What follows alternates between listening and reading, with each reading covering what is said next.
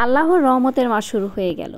আসসালামু আলাইকুম আপনাদের সবাইকে। আপনারা সবাই কেমন আছেন? আমি আলহামদুলিল্লাহ ভালো আছি। তো দেখতেই পারছেন আব্বু একদম বাজার থেকে তাজা তরমুজ নিয়ে এসেছে। এখন আমাদের খালা কাটছিল তরমুজটা, দেখেই কিন্তু ভীষণ খেতে ইচ্ছে হচ্ছে, কিন্তু খাওয়া যাবে না কারণ আমি তো রোজা। যাই হোক, ইফতারিতে খাবো। আরেকটি কথা হচ্ছে, আমার আজকের ভিডিওটা হচ্ছে প্রথম রোজার ভিডিও। প্রথম রোজায় আমাদের ফ্যামিলি প্রায় 25 জন মানুষ মিলে আমরা একসাথে ইফতার করেছি। প্রথমেই আপনারা দেখতে পাচ্ছেন আমি অনেকগুলো খেজুর নিয়েছি আর খেজুরগুলোকে বোটা থেকে ছাড়িয়ে নিচ্ছি।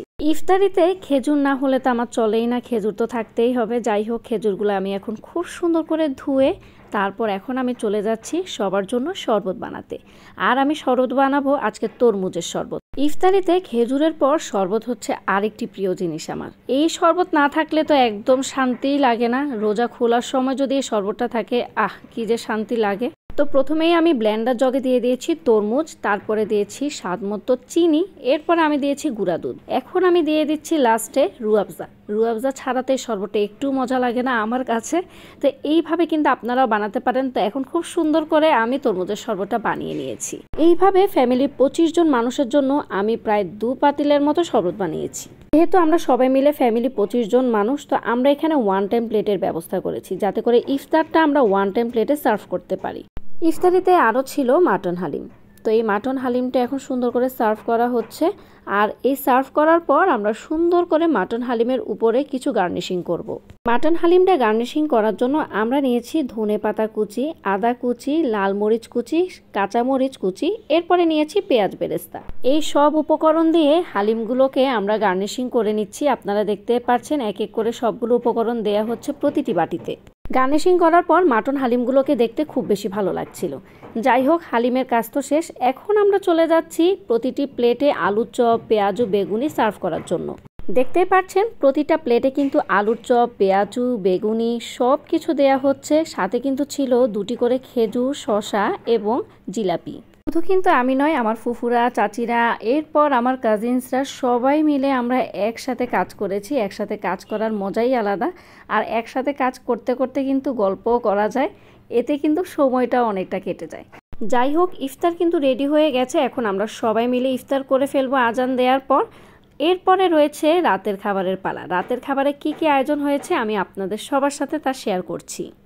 রাতের খাবারের জন্য আম্মু এখানে নিয়েছে তেলাপিয়া মাছ, বেগুন। এগুলো খুব সুন্দর করে হলুদ, মরিচ, পেঁয়াজ এবং সরিষার তেল দিয়ে মেখে নিচ্ছে। এগুলোকে আম্মু ফ্রাই করবে, তারপর মেখে ভর্তা বানাবে সেজন্য। তো আম্মু রাতের খাবারের জন্য পোলাও রান্না করবে, তাই আমি ভাবলাম চাইনিজ ফিশ ফ্রাইটা করে ফেলি। তো চাইনিজ ফিশ ফ্রাই করার জন্য এখানে আমি নিয়েছি প্রথমে লবণ। লবণের পর আম্মু দিয়ে দিচ্ছে এখানে আদা রসুন বাটা। আদা রসুন বাটা দেওয়ার পর আম্মু হলুদের গুঁড়া, মরিচের গুঁড়া দিয়ে দিচ্ছে। এরপরে দেয়া হচ্ছে সরিষার তেল, গোলমরিচের গুঁড়া। এখানে আমি কালো গোলমরিচটা ইউজ করেছি, আপনারা চাইলে সাদা গোলমরিচটা ইউজ করতে পারেন। এরপরে দেয়া হচ্ছে সয়া সস এবং টমেটো সস। অবশ্যই কিন্তু এখানে উপকরণগুলো দিতে হবে, নইলে কিন্তু মাছের যে ফ্লেভারটা, চাইনিজ ফ্লেভারটা, সেটা কিন্তু আসবে না। তো এই সবগুলো উপকরণ আমার দেয়া হয়ে গেছে। এখন মিশ্রণটাকে খুব ভালোভাবে মেশাতে হবে। মিশ্রণটা খুব ভালোভাবে মেশানোর পর এখন মাছগুলো দিয়ে খুব সুন্দর করে মাছগুলোকে মেখে নিতে হবে। অবশ্যই একটু ধৈর্য নিয়ে মাছগুলো মাখবেন, নইলে কিন্তু মাছের প্রত্যেকটা লেয়ারে মশলাটা লাগবে না। মাছগুলো মাখিয়ে রাখার পর আপনি ম্যারিনেট করতে পারেন প্রায় আধা ঘন্টার জন্য। তো এরপর আমি যখন মাছগুলোকে ভাজবো, অবশ্যই মাছগুলোতে সামান্য পরিমাণ দিয়ে দিতে হবে কর্নফ্লাওয়ার। কর্নফ্লাওয়ার দিয়ে মাছগুলোকে আবার খুব ভালোভাবে মাখিয়ে তারপর কিন্তু তেলে ভেজে নিতে হবে। তাহলে দেখবেন খুবই সুন্দর একটা ফ্লেভার আসবে, খেতেও খুবই ভালো লাগবে। পোলাও কিংবা বিরিয়ানি বলেন, সালাদ ছাড়া কিন্তু একদমই জমে না। তা আমার ছোটো বোন এখানে সালাদ বানিয়ে নিচ্ছে। আর সালাদে কিন্তু আজকে আমরা ইউজ করেছি ক্যাপসিকাম, টমেটো, শসা, কাঁচামরিচ, পেঁয়াজ এবং লেটুস পাতা।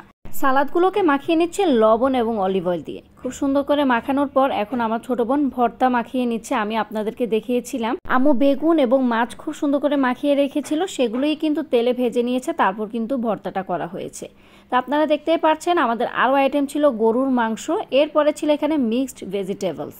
আপনারা দেখতে পাচ্ছেন সব কিছু কিন্তু টেবিলে সাজানোই আছে, তো যার যতটুকু দরকার হচ্ছে সে কিন্তু ততটুকুই নিয়ে নিচ্ছে। তো এইভাবেই কিন্তু আমার ভালো লাগে, যার যতটুকু প্রয়োজন সে যদি ততটুকুই নেয় তাহলে কিন্তু খাবারটা আর নষ্ট হয় না। তো সবাই কিন্তু খাওয়া দাওয়া শুরু করে দিয়েছে, আমাদের বাসার বাচ্চাগুলোও কিন্তু খাওয়া দাওয়া করছে। যাই হোক, আমার আজকের ভিডিওটা তাহলে এই পর্যন্তই। আপনারা সবাই ভালো থাকবেন, সুস্থ থাকবেন, অবশ্যই দোয়া করবেন যাতে করে বাকি রোজাগুলো আমরা সবাই ভালোভাবে পালন করতে পারি। আল্লাহ হাফেজ।